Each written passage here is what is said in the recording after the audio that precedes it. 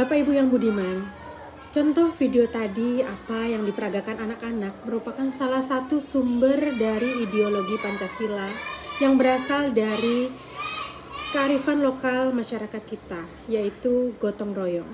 Selain gotong royong, contoh sumber ideologi Pancasila yang berasal dari kearifan lokal adalah silaturahmi, adat istiadat, beragama, musyawarah, saling menghargai, dan beradab. Pancasila merupakan dasar falsafah negara. Pancasila sebagai falsafah negara memiliki makna bahwa Pancasila sebagai fondasi kebijakan bangsa Indonesia dalam mengatur kehidupan bernegara.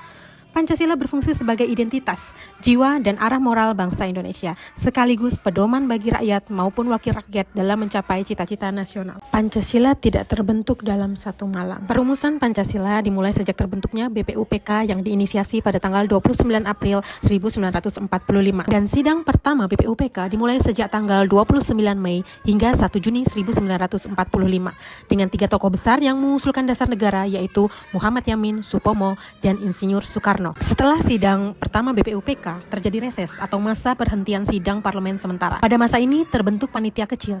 Panitia kecil ini melakukan sidang pada 22 Juni 1945 dan menghasilkan Mukodimah Hukum Dasar yang kita kenal sebagai Piagam Jakarta. Sidang kedua BPUPKI dimulai sejak 10 Juli hingga 17 Juli 1945 dengan menghasilkan beberapa rumusan, yaitu Rancangan Undang-Undang Dasar sebagai Hukum Dasar Negara Indonesia Merdeka, Pembukaan Undang-Undang Dasar, dan Pernyataan Kemerdekaan. Tongkat estafet tugas dari BPUPKI kemudian dilanjutkan oleh PPKI atau Panitia Persiapan Kemerdekaan Indonesia yang diketuai oleh Soekarno dan Hatta sebagai wakilnya, berserta 19 orang perwakilan daerah dan 6 orang lain sebagai anggota tambahan. Sidang PPKI berlangsung pada tanggal 18 Agustus 1945 dengan pengesahan 7 pokok materi yang salah satunya adalah pengesahan pembukaan Undang-Undang Dasar 1945 yang mana rumusan Pancasila termasuk di dalamnya.